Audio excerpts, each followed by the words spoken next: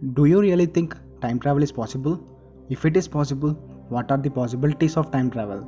This is why because these are the possibilities of time travel.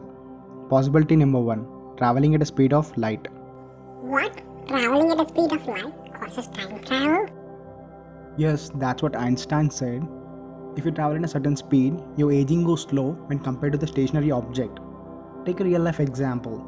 The astronauts in the space station, they age slower when compared to the people on the earth. That's a negligible age, but when it comes to the fastest thing on universe, the speed of light, the difference gonna be huge. As I explained, light travels at a speed of 3 lakh km per second in my last video about most of the stars we see aren't alive right now. If you haven't seen the video, go check it out. The link is in the description or in the I button. For an example, we take a twins called Minnu and Binnu and their age is 20 years. Binnu is an astronaut and he wants to go to the nearest star called Alpha Centauri A, which is at a distance of 4.3 light years from the Earth, and Binnu started traveling at a speed of 99.9% of speed of light. When Binnu returns to the Earth, what would be the age of Binnu and Minnu? Comment down below. Obviously, Minnu has an age of 28 years, 6 months. But when it comes to Binnu, the thing is completely different. Binnu's age is just 20 years 4 months, because Binnu's time equals to time of Minnu by gamma.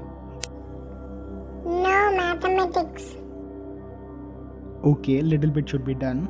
Gamma equals to 1 by under root 1 minus v square by c square. What is v square by c square? It is equals to 0.999 because Binnu traveled a speed of 99.9% of speed of light. So gamma equals to 22.4. So Binnu's age is 4 months. Hence proved. That means Binnu traveled through future. Hooray! Is that means time travel is possible? Nope, the greatest problem occurs here. The fastest thing we ever made is just 68 kilometers per second. That means we have to go a long way to reach 3 lakh kilometers per second. So let's talk about another possibility, which is also called as natural time machine. This theory is proposed by Stephen Hawking and it is 26,000 light years from the Earth. That means it is in the center of our galaxy. That is none other than the black hole, which has a diameter of 50 million miles and a mass of 4 million suns. How does a black hole is related to time travel? As Einstein said in Theory of Relativity, gravity affects space and time.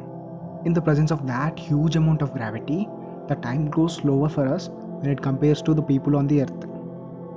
For example, this time Minnu travels around the black hole for 5 years. When she returns to the Earth, the Binnu's age will be like 30 years and Minnu will be like 25 years. That means Minnu traveled to the future. And this theory is also used in Interstellar movie. Is that means time travel is possible with black holes? Not so fast. As I said, black hole is 26,000 light years away from the Earth. Even if we go there, we can't survive because, you know what? Not even light can escape the gravitational force of black hole.